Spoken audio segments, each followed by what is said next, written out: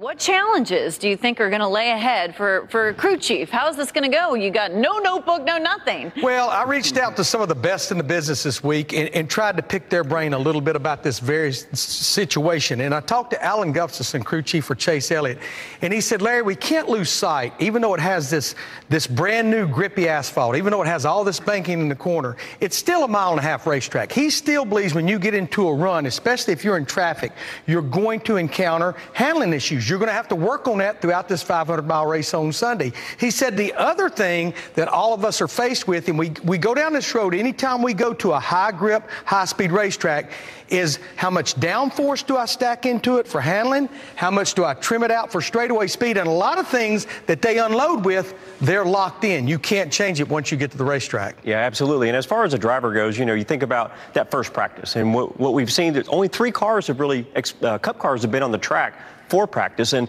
so we know these guys have got a little bit of advantage, but when everybody gets out there, I think you're going to want to get in traffic. They'll want to figure out where their car is going to be, what it does in dirty air or up on a different lane. So many things to learn. So I think as a driver tomorrow, they're going to have to go out there, learn a lot of that stuff that they're not used to. I mean, this is not, again, we don't want to say the old Atlanta, but maybe for another 4 hours or 3 hours, whatever, it's done, because we got new Atlanta coming up. So I think there's a lot of things to learn. Drivers got to get out there and get a feel for it and see what's going to happen, but mainly in traffic. Well, you got to unload well, right? You better hope you do, because this is just going to be a mad dash, right, Larry? Yeah, I mean, that little bit of practice, it'll seem like it lasts about 5 minutes, but I think NASCAR made the right decision to move practice to tomorrow, where we were going to qualify, because I think it was so important for all 3 series, for all these drivers and teams, to get some time on this high-speed, high-bank racetrack. Yeah, any time of practice is better than none. So now we know what our guys expect. Here's what the drivers are thinking heading into Atlanta. New Atlanta is going to be just a real crazy show, to be quite honest. The track is super fast. Cars are going to carry a lot of speed. You really don't have a 1.5 miles that's like that. If you look at it now, it's a super speedway race. It's something where you've never seen Atlanta before.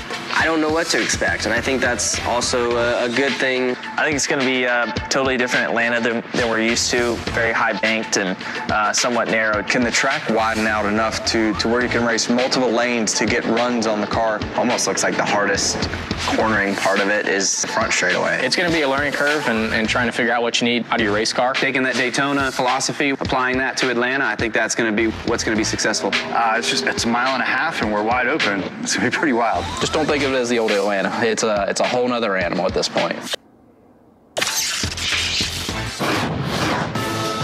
Just heard the drivers' thoughts there, but what about some drivers who've been able to get it done in Atlanta on the current iteration of the racetrack? Bobby Labonte, our own, with 5 wins. Jimmy Johnson has 5 as well. Jeff Gordon with 4.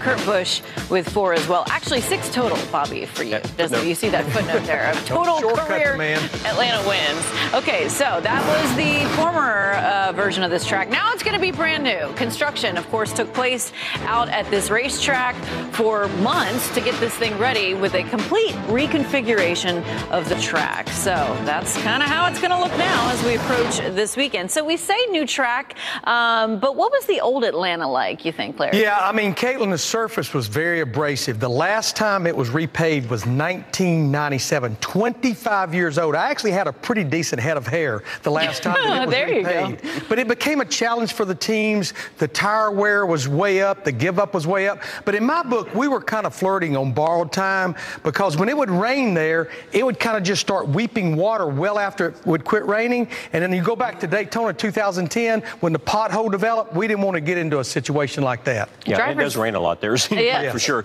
Yeah, I mean, as far as a driver goes, I mean, I know what the problem might have been for some people, but for us, I mean, as a driver, when we went down there, we loved it. You know, as it aged and aged and aged, I thought that was the best thing that drivers wanted. Drivers liked that, because you felt like you were in control. You can drive off in the corner, you can overdrive it, you can move up the racetrack. There's just so much that you could do as a driver. That's why we didn't want to see it change, and we didn't want to see it repaved either. Well, it's changing, unfortunately. Yeah. So what are the specifics of it, you think, Larry, of this new Atlanta look? Well, let's start with the straightaways. They are essentially the same. It's 5 degrees of banking. That's just for water runoff, so nothing really changed about the straightaways. But where we got the big change was in the corners. The old Atlanta was 24 degrees. We've increased it now up to 28 degrees, Caitlin. That's only 3 degrees less banking than Daytona. But the big thing, regardless if we change the configuration or not, is that brand new surface. It is going to be fast. It's going to have a ton of grip. And you see here, this is the corner.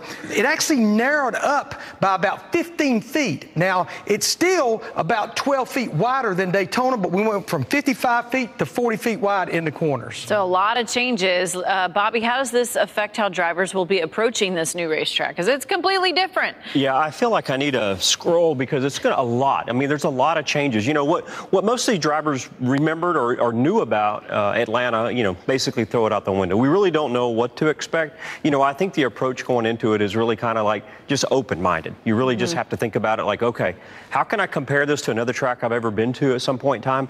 I mean, it's paved, you know, 25 years ago. You can't do that. I mean, there's so many differences. And I know that the fact that these guys are like, you know, what's that field going to be like? What's the field going to be like?